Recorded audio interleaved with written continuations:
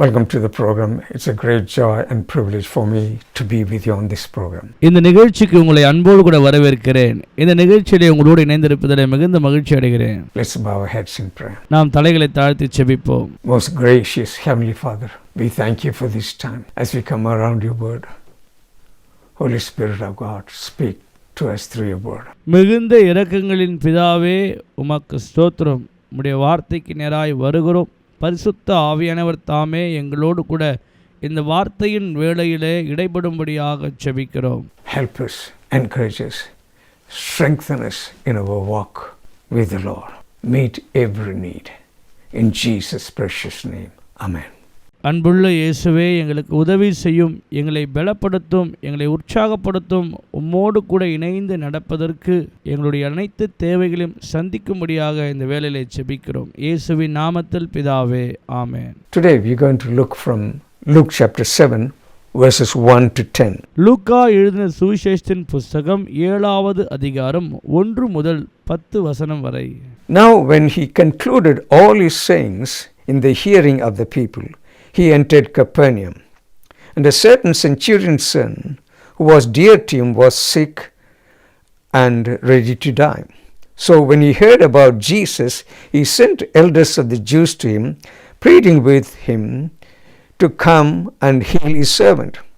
And when they came to Jesus, they begged him earnestly, saying that one of whom he should do this was worthy, for he loves our nation and has built us a synagogue.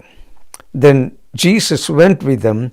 When he was already not far from the house, the centurion sent friends to him, saying to him, Lord, do not trouble yourself, for I am not worthy that you should enter my roof. Therefore I did not even think myself worthy to come to you, but say the word, and my servant will be healed. For I also am a man placed under authority, having soldiers under me. And I say to one, go, and he goes, and to another, come, and he comes, and to my servant, do this, and he does it. When Jesus heard these things, he marveled at him, and turned around and said to the crowd that followed him, I say to you, I have not found such great faith, not even in Israel. And those who were sent, returning to the house, found the servant well, and who had been sick. லூக்கா எழுதின சுவிசேஷம் 7ஆம் அதிகாரம் 1ஆம் வசனம். அவர் தம்முடைய வார்த்தைகளை எல்லாம் ஜனங்களுடைய காதுகள் கேட்கும்படி சொல்லி முடித்த பின்பு கப்பர்நகமுக்கு போனார். 2ஆம் வசனம். அங்கே 100க்கு அதிபதியாகிய ஒருவனுக்கு பிரியமான வேலைக்காரன் வியாதிப்பட்டு மரண அவஸ்தையாயிருந்தான். 3ஆம் வசனம். அவன் இயேசுவை குறித்து கேள்விப்பட்டபோது அவர் வந்து தன் வேலைக்காரரை குணமாக்க வேண்டும் என்று அவரை வேண்டிக் கொள்ளும்படி யூதருடைய மூப்பரை அவரிடத்தில் அனுப்பினான். 4ஆம் வசனம். அவர்கள் இயேசுவினிடத்தில் வந்து அவரை கருத்தாய் வேண்டிக் கொண்டு, நீர் இந்த தயவு செய்கிறதற்கு அவன் பாத்திரனாய் இருக்கிறான். 5ஆம் வசனம். அவன் நம்முடைய ஜனத்தை நேசிக்கிறான், நமக்கு ஒரு ஜெப ஆலயத்தையும் கட்டினான் என்றார்கள். 6வது வசனம். அப்பொழுது இயேசு அவர்களுடனே கூட போனார். வீட்டுக்கு சமீபமான போது 100க்கு அதிபதி தன் சிநேகிதரை நோக்கி, நீங்கள் அவரிடத்திலே போய், ஆண்டவரே, நீர் வருத்தப்பட வேண்டாம், நீர் என் வீட்டு வாசலுக்குள் பிரவேசிக்க நான் பாத்திரன் அல்ல. 7ஆம் வசனம். நான் உம்மிடத்தில் வரவும் என்னை பாத்திரனாக எண்ணவில்லை, ஒரு வார்த்தை மாத்திரம் சொல்லும், அப்பொழுது என் வேலைக்காரன் சொஸ்தமாவான். 8ஆம் வசனம். நான் அதிகாரத்துக்கு கீழ்ப்பட்டவனாயிருந்தும் எனக்கு கீழ்ப்படிந்திருக்கிற சேவகரும் உண்டு. நான் ஒருவனை போவென்றால் போகிறான், மற்றொருவனை வா என்றால் வருகிறான், என் வேலைக்காரனை இதை செய்யென்றால் செய்கிறான் என்று நான் சொன்னதாக சொல்லுங்கள் என்று அவர்களுக்கு அனுப்பினான். 9ஆம் வசனம். இயேசு இவைகளை கேட்டு அவனை குறித்து ஆச்சரியப்பட்டு திரும்பி தமக்கு பின் செல்கிற திரளான ஜனங்களை நோக்கி, இஸ்ரவேலுக்குள்ளே நான் இப்படிப்பட்ட விசுவாசத்தை காணவில்லை என்று உங்களுக்கு சொல்லுகிறேன் என்றார். 10ஆம் வசனம். அனுப்பப்பட்டவர்கள் வீட்டுக்கு திரும்பி வந்தபோது வியாதியாய் கிடந்த வேலைக்காரன் சுகம் அடைந்திருக்கிறதை கண்டார்கள். Here we see in verse 1 that when he concluded all his sayings, he entered Capernaum. கப்பர்நகூமுக்கு வந்த பொழுது அவர்கள் சொன்ன எல்லா காரியத்தையும் அவர் அங்கு நினைவு கூறுகிறார். Capernaum was a town where Lord Jesus' ministry was based. Capernaum தான் ஆண்டவராகிய இயேசு கிறிஸ்துவின் ஊழியத்திற்கு ஒரு ஆதார ஸ்தலமாய் காணப்படுகிறது. In chapter 6, Lord Jesus gave a tremendous sermon. 6ஆம் அதிகாரத்திலே நாம் பார்க்கும் பொழுது ஆண்டவராகிய இயேசு கிறிஸ்து அருமையான ஒரு செய்தியை அங்கே பகிர்ந்து கொடுக்கிறார். Similar to the Sermon on the Mount, and he covered a lot of important issues. மலை பிரசங்கத்திலே அநேக பிரச்சனைகளை குறித்து அங்கே அவர் ஜனங்களுக்கு போதனை செய்தார். But we see the Sermon on the Mount was given only to his disciples. But here in Luke chapter 6, not only his disciples, others were also present. அந்த மலை பிரசங்கத்திலே நாம் பார்க்கும்போது சீஷர்களை அழைத்து அவர்களுக்கு போதகம் பண்ணினதை பார்க்கிறோம். ஆனால் இங்கே இந்த அதிகாரத்திலே அநேக ஜனங்களுக்கு தம்முடைய வாயை திறந்து அவர் உபதேசம் பண்ணுகிறார். When Jesus enters Capernaum, we see here that certain centurion's servant was sick. இயேசு கிறிஸ்து கப்பர்நகூமுக்குள்ளே வரும் பொழுது 100க்கு அதிபதியினுடைய வேலைக்காரர் இங்கே வியாதியாய் இருக்கிறதை குறித்து பார்க்கிறோம். They employed slaves as servants. அவர்கள் அடிமைகளை வேலைக்காரர்களாக வைத்திருப்பார்கள். Slaves were treated very bad. அந்த நாட்களிலே அடிமைகளை மிகவும் மோசமாய் நடத்துவார்கள். But here we see that this servant was loved by the centurion and he was dear to him. ஆனால் இங்கே பார்க்கிறோம் இந்த அடிமையான வேலைக்காரனுடைய முதலாளி ஆகிய 100க்கு அதிபதி அவனை நேசிக்கிறவனாக அவனை குறித்து அக்கறை உள்ளவனாக இருக்கிறதை பார்க்கிறோம். And he was very ill and about to die. அவன் வியாதிப்பட்டு மரண அவஸ்தையில் கிடக்கிறதை இங்கே இந்த வசனத்தில் பார்க்கிறோம். He was a Roman soldier. 100க்கு அதிபதி ஒரு ரோம போர்ச்சவகர். Centurion in a sense has about 100 soldiers working under him. 100க்கு அதிபதி என்று சொல்லும் பொழுது அவருக்கு கீழாக 100 போர் சேவகர்கள் பணிபுரிகிறார்கள் என்று அர்த்தமாகும். Romans ruled Israel at that time. ரோமர்கள் இஸ்ரவேலர்களை அந்த நாட்களிலே ஆண்டு கொண்டிருந்தார்கள். So they had the Roman soldiers placed everywhere. ஆகவே ரோம போர் சேவகர்களை அந்த நாட்களிலே எல்லா இடத்திலும் வைத்திருந்தார்கள். The Jews did not like the Romans. ஆனால் யூதர்கள் ரோமர்களை விரும்பாதவர்களாய் காணப்பட்டார்கள். You know, in Gospels and also in the book of Acts, we have about in 3 places it's mentioned about centurions. சுவிசேஷ புஸ்தகம் மற்றும் அப்போஸ்தலர் நடபடிகள் ஆகிய இந்த புஸ்தகங்களே 3 இடங்களிலே 100க்கு அதிபதி குறித்து நாம் பார்க்க முடியும். In Acts we see centurion called Cornelius. அப்போஸ்தலர் நடபடிகளிலே பார்க்கும்போது கொர்னேலியஸ் என்று சொல்லக்கூடிய 100க்கு அதிபதி ஒருவர் அங்கே காணப்படுகிறார். Where Peter went and preached and they accepted the Lord Jesus. அப்போஸ்தலர் பேதுரு சென்று ஆண்டவராகிய இயேசு கிறிஸ்துவை குறித்து பிரசங்கிக்கும் பொழுது அவர்கள் குடும்பமாக இயேசு கிறிஸ்துவை சொந்த இரட்சகராக ஏற்றுக்கொண்டார்கள்.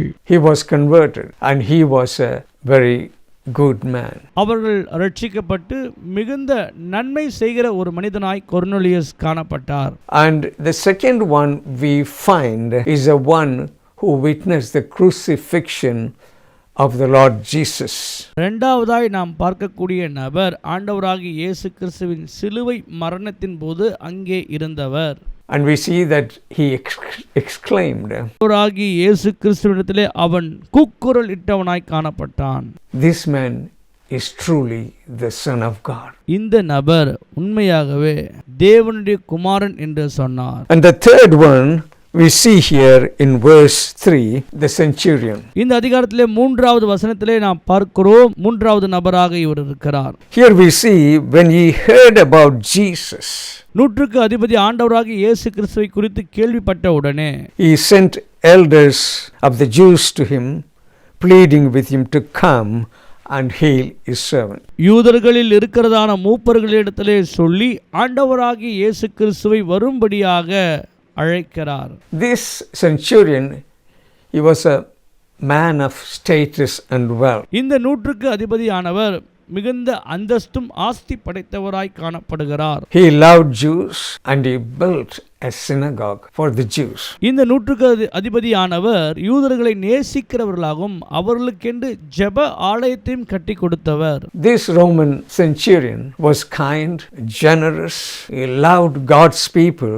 He was a friend of Jews. நூற்றுக்கு அதிபதியானவர் மிகுந்த தாழ்மை உள்ளவராகவும் மக்களை நேசிக்கிறவராலும் யூதர்களுக்கு உதவி செய்கிறவராகவும் நல்ல ஒரு மனிதனாய் காணப்படுகிறார். And we see he is very humble and respected authority. அவர் மிகுந்த தாழ்மையோடு கூட அதிகாரம் பெற்றவராய் இங்கே நாம் பார்க்கிறோம். All three centurions we looked at are very good people with good character. நாம் பார்த்ததான இந்த நூற்றுக்கு அதிபதிகளும் நல்ல குணாதிசயங்கள் படைத்த நல்ல மனிதர்களாய் இருக்கிறதை நாம் பார்க்கிறோம். Here in verse 4 we see Jewish elders came to the Lord Jesus Christ, beseeching him that he would come and heal the servant of the centurion. 4ஆம் வசனத்திலே நாம் பார்க்கிறோம், நூற்றுக்கு அதிபதி மூப்பரிடத்தில் சொல்லி அனுப்புகிறார்கள், ஆண்டவராகிய இயேசுவை அழைக்கும்படியாக அவர்களும் வந்து இயேசுவினிடத்திலே காரியங்களை விவரித்து சொல்லுகிறார்கள். They presented to Jesus that this centurion was deserving and he was worthy. மூப்பர்கள் வந்து ஆண்டவராகிய இயேசுவிடத்திலே சொல்லுகிறார்கள், இந்த நூற்றுக்கு அதிபதியானவர் மிகுந்த நல்லவரும் நீர் நன்மை செய்ய பாத்திரவானாய் இருக்கிறார் என்று சொல்லி. And that is the reason why that the Lord Jesus Christ should come and heal. இன்ன காரணம் ஆண்டவராகிய இயேசு கிறிஸ்து வந்து அந்த நபரை குணமாக்க வேண்டும் என்றால், they were pleading with the Lord Jesus. What Lord Jesus did was he followed after them. அவர்கள் வந்து இயேசுவினிடத்திலே வேண்டிக் கொண்டார்கள். ஆகவே ஆண்டவராகிய இயேசு கிறிஸ்து அதை ஏற்று அவர்களை பின்தொடர்ந்து செல்லுகிறார். You know, this centurion has built a synagogue for them. அது மாத்திரமல்ல, அவர்கள் சொல்லுகிற காரியம், இந்த நூற்றுக்கு அதிபதியானவர் நமக்கு ஒரு ஜெப ஆலயத்தையும் கட்டி கொடுத்திருக்கிறார் என்று. I believe the remnants of the synagogue are still there to this date. நான் விசுவாசிக்கிறேன் அவர் கட்டி கொடுத்ததான அந்த ஜெப ஆலயம் அது இன்றளவும் இருக்கிறது என்று. And the similar story we also see in Matthew chapter 8. இதே சம்பவத்தை மத்தேயுக்கு எழுதின சுவிசேஷத்தின் புத்தகம் 8ஆம் அதிகாரத்திலும் நாம் பார்க்கிறோம். So Jesus goes towards the house of this centurion. இந்த நூற்றுக்கு அதிபதியாய் இருக்கிற அந்த நபருடைய வீட்டிற்கு நேராக ஆண்டவராகிய இயேசு கிறிஸ்து புறப்பட்டு செல்லுகிறார். But along the way, ஆனால் போகும் வழியிலே the centurion sends his friends towards the Lord Jesus, saying to the Lord, வழியிலே அவர் தம்முடைய நண்பர்களிடத்திலே சொல்லி அனுப்புகிறார், ஆண்டவராகிய இயேசுவிடத்திலே இந்த காரியத்தை சொல்ல வேண்டும் என்று சொல்லி, do not trouble yourself உம்மை நீர் வருத்தப்படுத்திக் கொள்ள வேண்டாம் என்றார். to come to my house. I'm not worthy that you should come under my roof. என்னுடைய வீட்டிற்கு வருவதற்கு ஆண்டவரே நான் பாத்திரவான் அல்ல என்று சொல்லி அனுப்புகிறார். But he said, just speak a word only, he will be healed. மாறாக, இயேசுவே நீர் உம்முடைய ஒரு வார்த்தையை மாத்திரம் சொல்லும், அப்போது என் வேலைக்காரன் சொஸ்தமாவான் என்று. He humbly appeals to the Lord Jesus Christ. இந்த தாழ்மையோடு கூட இந்த விண்ணப்பத்தை அவர் வைக்கிறதை நாம் பார்க்கிறோம். In verse 8 we see, he says, I'm a man placed under authority. வசனத்திலே அவர் சொல்லுகிறார், நான் அதிகாரத்துக்கு உட்பட்டவனாய் இருக்கிறேன் என்று. I have soldiers working under me. அநேக போர் சேவகர்கள் எனக்கு கீழாக வேலை செய்கிறார்கள். I say to one, go, and he goes.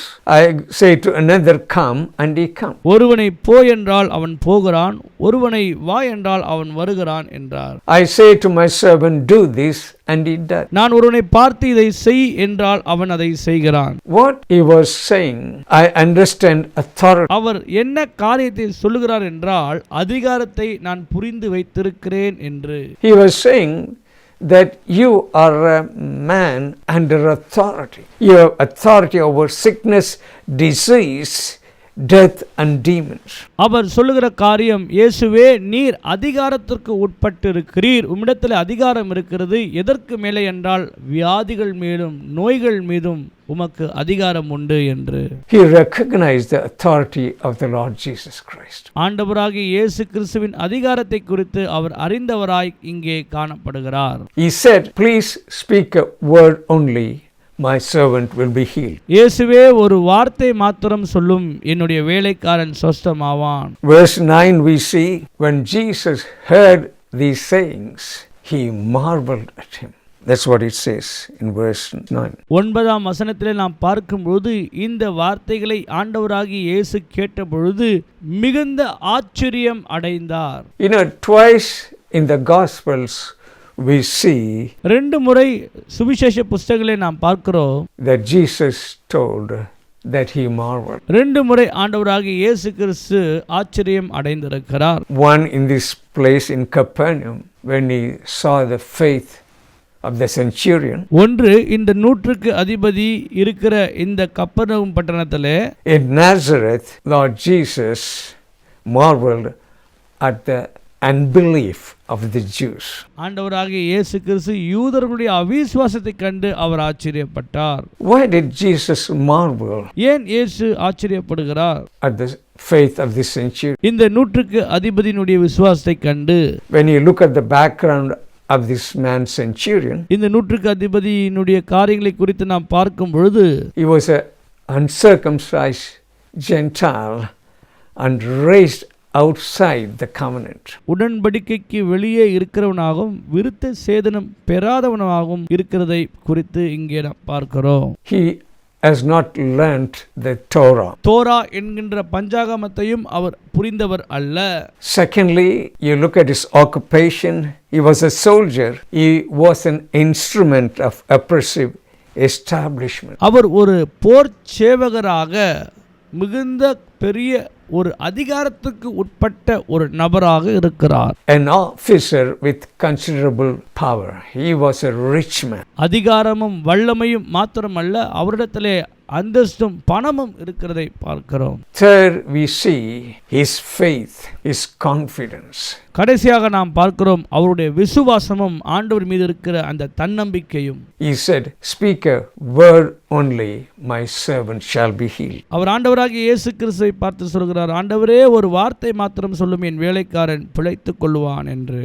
Another place in the gospel we see who had great faith. This was a Gentile woman. இரண்டாவதாக நாம் பார்க்கும் பொழுது பெரிய விசுவாசத்தை உடைய ஒரு பெண்மணியாய் காணப்படுகிறார்கள். Whose daughter was delivered from demons. அவளுடைய மகள் பிசாசு பிடியிலிருந்து விடுதலையாக்கப்பட்டாள். In both cases, Lord Jesus spoke a word from a distance. ரெண்டு காரியத்திலும் நாம் பார்க்கும்போது ஆண்டவராகிய இயேசு கிறிஸ்து தொலைவில் நின்று ஒரு வார்த்தையை தான் பேசுகிறார். Verse 9 we see that Jesus marveled at him. 9ஆம் வசனத்திலே நாம் பார்க்கிறோம் ஆண்டவராகிய இயேசு கிறிஸ்து இந்த வார்த்தைகளை கேட்டு ஆச்சரியப்படுகிறார். And he turned around and said to those, the crowd that had followed him, I say to you, I have not found such great faith, not even in Israel. இஸ்ரவேலுக்குள்ளும் இப்படிப்பட்ட விசுவாசத்தை நான் ஒருபோதும் கண்டதில்லை என்று சொல்லி தமக்கு பின் வருகிற ஜனங்களை பார்த்து இயேசு ஆச்சரியப்பட்டு சொன்னார். How did this man get this great faith? எப்படி இந்த மனிதனுக்கு இவ்வளவு பயங்கரமான ஒரு விசுவாசம் வந்தது? We see in verse 3 when the centurion heard about Jesus. 1ஆம் வசனத்தில் நாம் பார்க்கும்போது நூற்றுக்கு அதிபதியானவர் ஆண்டவராகிய இயேசு கிறிஸ்துவை குறித்து கேள்விப்படும் பொழுது, probably he heard about the miraculous ministry of the Lord Jesus Christ. அவர் ஆண்டவராகிய இயேசு கிறிஸ்துவின் அற்புத ஊழியத்தை குறித்து கேள்விப்பட்டிருக்கலாம். The miraculous ministry of the Lord authenticated that he is the Messiah. ஆண்டவராகிய இயேசு கிறிஸ்து செய்த அற்புத அடையாளங்கள் வைத்து இவர்தான் வருகிறதான மேசியாவாய் இருக்கிறார் என்று அறிந்து கொண்டார். Bible says faith comes by hearing and hearing by the word of God. வேதம் சொல்லுகிறது விசுவாசம் கேள்வினாலே வரும், கேள்வி தேவனுடைய வசனத்தினாலே வரும் என்று. Lord Jesus Christ spoke in that situation. அந்த சூழ்நிலையிலே ஆண்டவராகிய இயேசு கிறிஸ்து அந்த நபரை குறித்து ஒரு வார்த்தையை பேசுகிறார். What happened in verse 10? And those who were sent returning to the house found the servant well who had been sick. 10ஆம் வசனத்திலே நாம் பார்க்கும் பொழுது அவர்கள் திரும்பவும் வீட்டிற்கு வந்து பார்த்த பொழுது வியாதியாய் இருந்தவன் சுகம் அடைந்திருப்பதைக் கண்டு ஆச்சரியப்பட்டார்கள். So here we see, as a result of the Lord Jesus speaking a word, the servant has been totally healed. ஆண்டவராகிய இயேசு கிறிஸ்து சொன்ன அந்த ஒரு வார்த்தை நிமித்தமாக அந்த வேலைக்காரன் முற்றிலுமாக சொஸ்தம் அடைந்து இருக்கிறதை பார்க்கிறோம். He was about to die, but he is well now. மரண அவஸ்தையாய் இருந்த அவன் இப்பொழுது நன்றாக இருக்கிறான். Psalm 107 we read, He sent His word and healed them and delivered them from their destructions. 107ஆம் சங்கீதத்திலே நாம் பார்க்கிறோம், அவர் தம்முடைய வார்த்தையை அனுப்பி குணமாக்கி அவர்கள் அழிவுக்கு நீக்கி விலக்கி காக்கிறார் என்று. Jesus has authority. His word has authority over life and death. ஆண்டவராகிய இயேசு கிறிஸ்து அதிகாரம் பெற்றவராய் இருக்கிறார். அவருடைய வார்த்தை வல்லமை உள்ளதாய் இருக்கிறது, ஜீவன் மீதும் மரணத்தின் மீதும். You know, we see in John chapter 11, we see Martha and Mary. யோவானுக்கு எழுதின சுவிசேஷத்தின் புஸ்தகம் 11ஆம் அதிகாரத்திலே நாம் பார்க்கும்போது மார்த்தாள் மரியாள் என்கின்ற இருவரை குறித்து பார்க்கிறோம். And their attitude and the attitude of the centurion. அவர்களுடைய மனப்பான்மையும் இந்த நூற்றுக்கு அதிபதியினுடைய மனப்பான்மையும் பார்க்கிறோம். You know, when the Lord Jesus Christ went to Bethany after Lazarus died, and it was 4 days later. ஆண்டவராகிய இயேசு கிறிஸ்து பெத்தேனியா கிராமத்திற்கு கடந்து போகிறார். லாசருவானவன் மரித்து 4 நாள் ஆனதற்கு பின்பதாக Martha and Mary, both of them said, had you been here, my brother would not have died. மார்த்தாளும் மரியாளும் ஒரே காரியத்தை தான் சொல்லுகிறார்கள், நீர் இங்கே இருந்திருப்பீர் என்றால் என்னுடைய சகோதரன் மரித்திருக்க மாட்டான் என்று. You know, the Lord Jesus Christ, what did he do? ஆண்டவராகிய இயேசு கிறிஸ்து என்ன செய்தார்? He went to the tomb. அவர் அந்த கல்லறை அண்டையிலே சென்று, It was 4 days after he died. 4 நாள் கழித்த பின்பதாக They said, when he says roll away the stone, இயேசு சொன்னார், அந்த கல்லை புரட்டி போடுங்கள் என்று. they said by this time he stinketh. இதை திறந்தால் நாருமே என்றார்கள். What did Jesus do? He spoke a word, Lazarus come forth. ஆனால் இயேசு என்ன செய்தார் என்றால் ஒரு வார்த்தையை பேசினார், லாசருவே வெளியே வா என்றார். He demonstrated his power over death. மரணத்தின் மீது தம்முடைய வார்த்தையின் வல்லமையை செயல்படுத்தி காண்பித்தார் ஆண்டவர் இயேசு. You see the power in God's word. நாம் பார்க்கிறோம் தேவனுடைய வல்லமை அவருடைய வார்த்தையிலே கிரியை செய்கிறது. When he spoke the word, he came back. இயேசு வார்த்தையை சொன்ன பொழுது லாசரு வெளியே வந்தான். And he received his life. அவன் தன்னுடைய ஜீவனை மீண்டுமாக பெற்றுக்கொண்டான். He was alive. அவன் ஜீவனோடு கூட எழுந்தான். You know, when you look at the Bible, how did God create the world? வேதத்தை நாம் பார்க்கும்போது ஆண்டவர் எப்படி இந்த உலகத்தை உண்டாக்கினார் என்றால், He created the world out of nothing.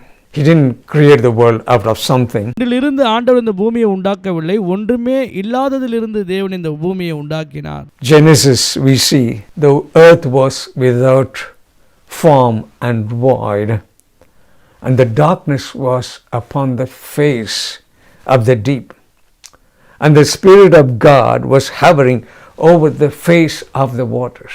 பூமியானது வெறுமையும் ஒழுங்கின்மையுமாய் இருந்தது, ஆழத்தின் மேல் இருள் இருந்தது, கர்த்தருடைய ஆவியானவர் அதற்கு மேல் அசைவாடி கொண்டிருந்தார். What did God say? He said, let there be light, and there was light. ஆண்டவர் சொன்னார், வெளிச்சம் உண்டாக கடவுது என்றார், உடனே வெளிச்சம் உண்டாயிற்று. God created light with the sound of his voice. தம்முடைய வார்த்தையின் வல்லமையினாலே வெளிச்சத்தை அவர் உண்டாக்கினார். The same way the Lord Jesus Christ spoke the word. அதே போலதான் ஆண்டவராகிய இயேசு கிறிஸ்து தம்முடைய வாயை திறந்து வார்த்தையை சொன்னார். Lazarus came forth. There is power in God's word. மரித்த லாசரு மீண்டுமாக உயிரோடு வந்தான். தேவனுடைய வார்த்தையிலே வல்லமை உண்டு பிரியமானவர்களே. You know, today there is power in his word. அவருடைய வார்த்தையிலே வல்லமை உண்டு. Whatever the situation may be, you can commune with God's word. உங்களுடைய சூழ்நிலை எதுவாக இருந்தாலும் சரி, நீங்கள் ஆண்டவருடைய வார்த்தையோடு கூட ஒன்றிணையும் பொழுது, Just want to close my message with a short testimony. ஒரு சிறிய சாட்சியோடு கூட என்னுடைய செய்தியை முடிக்க விரும்புகிறேன். Yeah, we can also commune with God. நாம் தேவனோடு கூட ஒன்று இணைய முடியும்.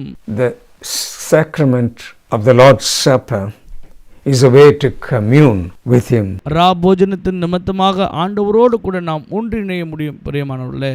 You know, in there you meet with the Lord when you take the Holy Communion. பரிசுத்த பந்தியை நாம் அனுசரிக்கும் பொழுது அவரோடு கூட நாம் இடைப்படுகிறோம். And He can heal you today. கர்த்தர் உங்களை அது நிமித்தமாகவும் சுகமாக்க முடியும்.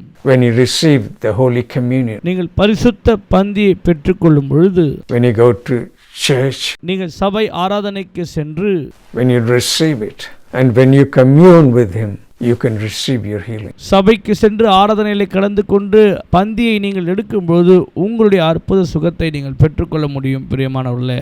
I remember sharing from Isaiah chapter 53 during communion time. பரிசுத்த பந்தி நேரத்திலே ஏசாயா தீர்க்கதரிசன புஸ்தகம் 53வது அதிகாரத்தை நான் நினைவு கொள்ளுகிறேன். My mother-in-law, she had a chronic stomach problem. என்னுடைய மாமியாருக்கு வயிற்றிலே மிகுந்த ஒரு வலி அடிக்கடி உண்டாவது உண்டு. She was taking medicine for years. பல ஆண்டுகளாக அவர்கள் மருந்து மாத்திரைகளை சாப்பிட்டார்கள். She was completely healed during the time of communion. ஆனால் பரிசுத்த பந்தி நேரத்திலே அவர்கள் பங்கு கொள்ளும்போது முழுமையாக சுகம் பெற்றுக்கொண்டார்கள். Looking at Isaiah 53. ஏசாயா தீர்க்கதரிசன புஸ்தகம் 53வது அதிகாரத்தை பார்க்கும் பொழுது, He was wounded for our transgression. He was bruised for our iniquities. The chastisement of our peace was upon Him.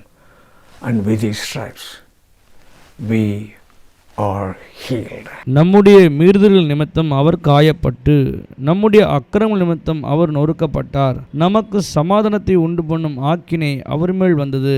அவருடைய தழும்புகளால் குணமாகிறோம். This is the verse we looked at. இந்த வார்த்தையை வாசித்து தான் நாங்கள் எடுப்போம். She testified she was completely. அவர்களை சோதித்து பார்க்கும்போது முற்றிலுமாக அவர்கள் சுகம் பெற்றவர்களாய் காணப்பட்டார்கள்.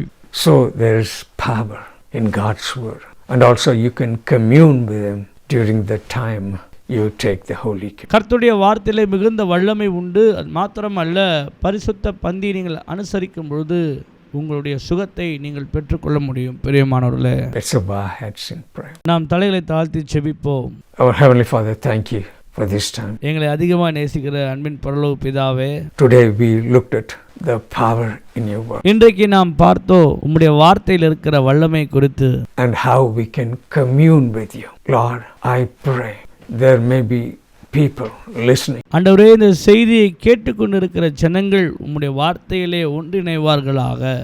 And they may have great needs in their life. This centurion, when he heard about Jesus, ஆண்டவரே, உம்முடைய ஜனங்கள் அநேக தேவைகளோடு கூட காணப்படுகிறார்கள். ஆனால் இந்த நூற்றுக்கு அதிபதியானவன் ஆண்டவராகிய இயேசு கிறிஸ்துவை குறித்து கேள்விப்பட்ட உடனே he had faith that his servant will be completely healed. அவனுக்குள்ளாக ஒரு விசுவாசம், இயேசு ஒரு வார்த்தை சொன்னால் என் வேலைக்காரன் சொஸ்தமாவான் என்று. As we looked at, he said, just speak a word only, my servant shall be healed. ஒரு வார்த்தை மாத்திரம் சொல்லும் ஆண்டவரே, என்னுடைய வேலைக்காரன் சொஸ்தமாவான் என்று நூற்றுக்கு அதிபதி இயேசுவினிடத்திலே சொன்னாரே. Lord, I pray in the name of Jesus, meet every need. இயேசுவே, உம்முடைய திரு நாமத்தினாலே செபிக்கிறேன். உம்முடைய ஜனங்களுடைய வாழ்க்கையில் காணப்படுகிற எல்லா தேவைகளும் இப்போதே சந்திப்பீராக. Touch and heal people and meet their every need, because you are same yesterday, today and forever. உம்முடைய ஜனங்களை நீர் தொட்டு உம்முடைய வல்லமையினாலே ஒரு அற்புதம் செய்து உம்முடைய ஜனங்களுடைய அனைத்து தேவைகளும் சந்திக்கும்படியாக இயேசுவின் நாமத்தில் ஜெபிக்கிறேன். ஏனென்றால் இயேசுவே, நீர் நேற்றும் இன்றும் என்றும் மாறாதவராய் இருக்கிறீர். Meet every need in Jesus' precious name. Amen. இயேசுவே உம்முடைய ஜனங்களுடைய அனைத்து தேவைகளையும் இன்றைக்கு நீ சந்திக்கிறதுக்காக ஸ்தோத்திரம். இயேசுவின் நாமத்தில் ஜெபிக்கிறோம் ஜீவனுள்ள நல்ல பிதாவே, ஆமென். Thank you, and God's peace and His presence be with you till we meet in the next program. Thank you. தேவனுடைய பிரசன்னமும் கிருபையும் உங்களோடு கூட இருப்பதாக. அடுத்த நிகழ்ச்சியிலே நான் உங்களை சந்திக்கிறேன். நன்றி.